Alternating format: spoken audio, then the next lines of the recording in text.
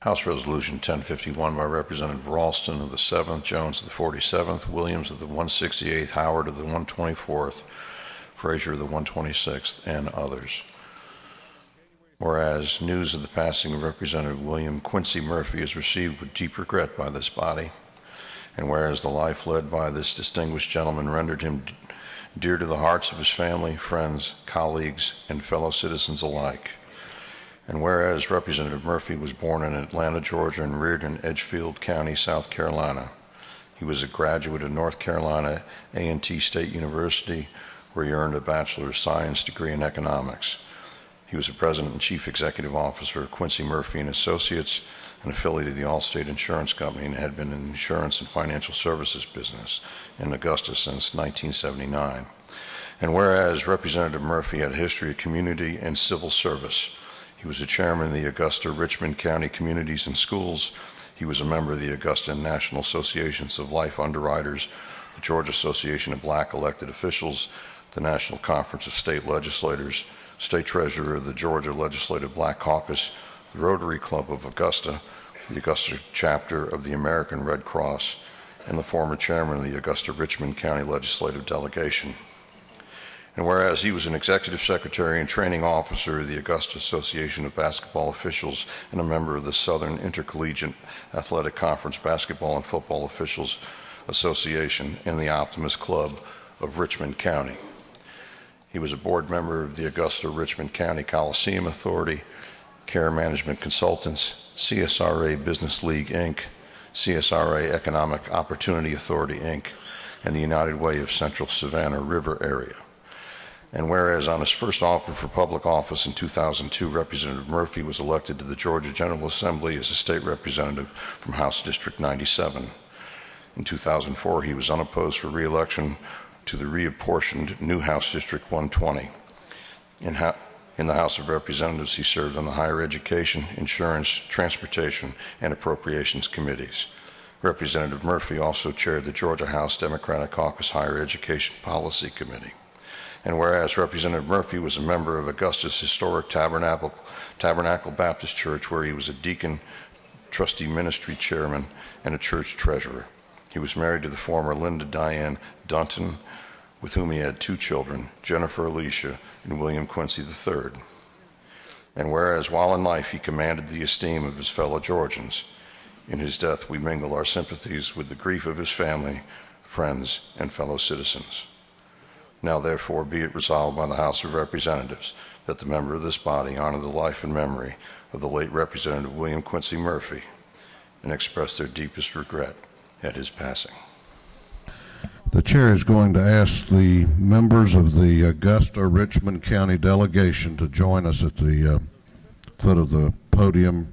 Chairman Barbara Sims, Representative Wayne Howard, Representative Ernest Smith, Representative Gloria Frazier, and Representative Brian Prince.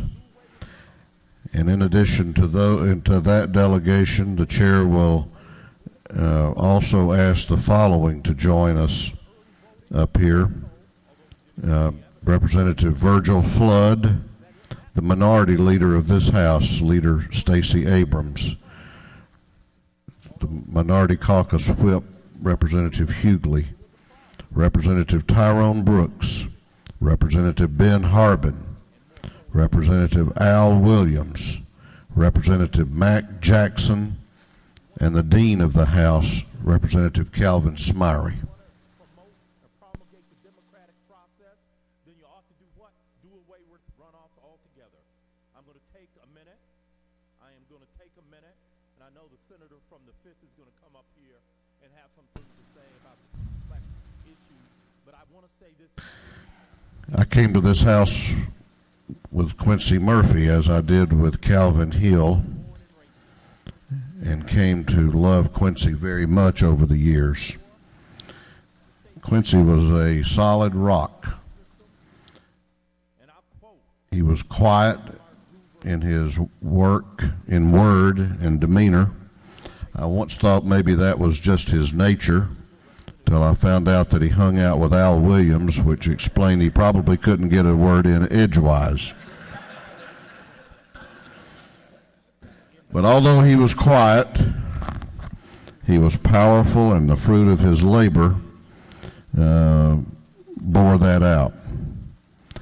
I told a group the other day I'll miss the times when Quincy would visit me up here at the podium and very quietly, very succinctly, but very persuasively make his case for a piece of legislation or some issue in the budget.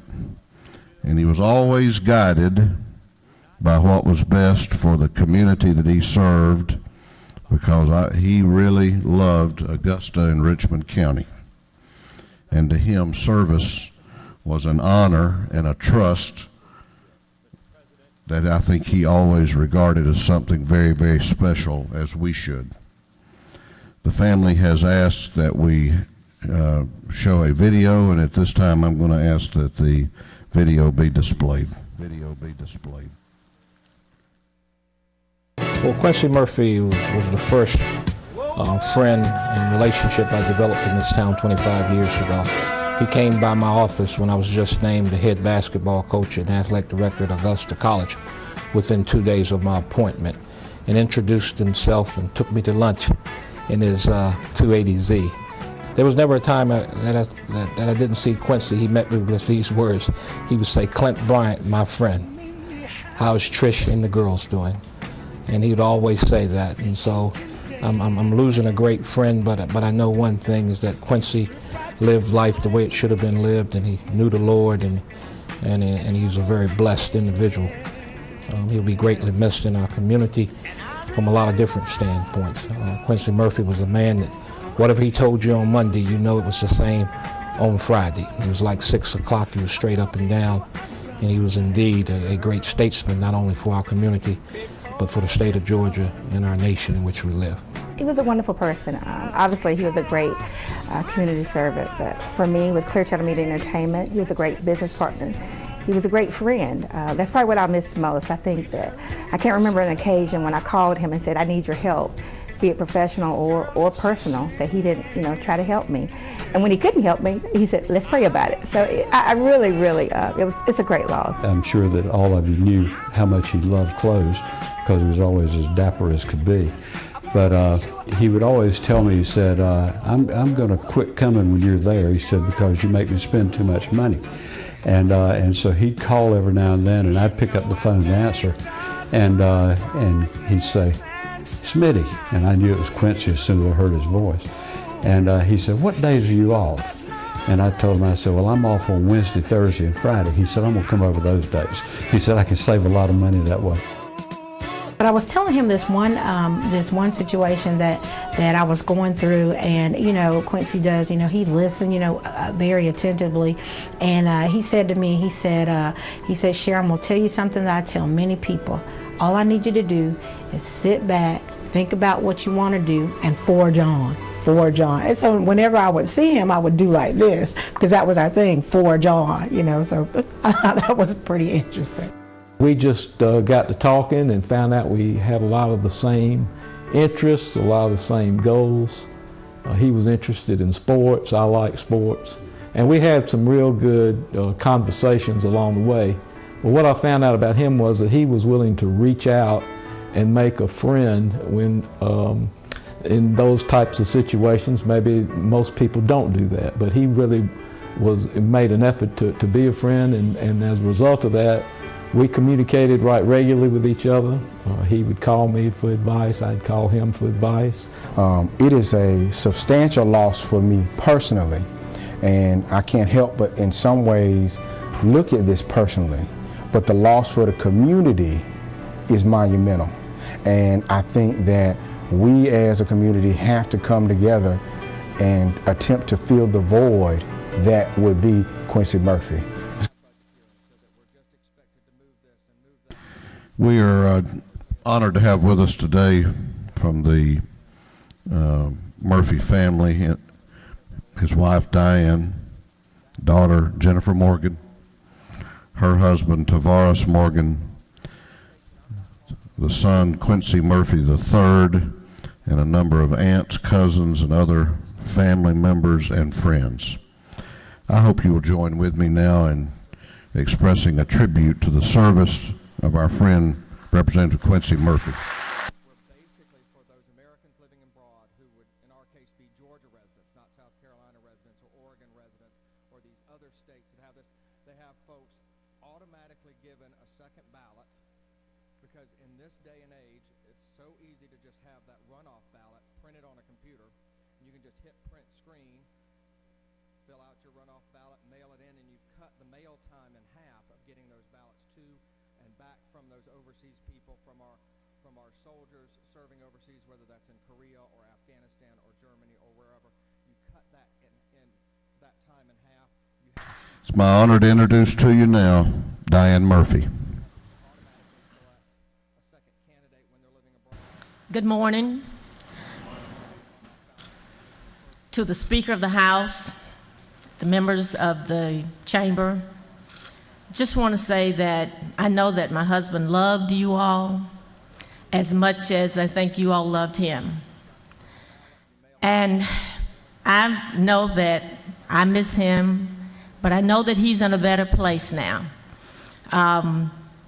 One thing I can say is that in his last days, he was always working for the people of Richmond County, for the people of Georgia. It brings me great joy to see you all and just to fellowship with you this morning. And I know that Quincy would want it that way, and he wants me to say thank you to you all for the job that you all will do for the people of the state of Georgia.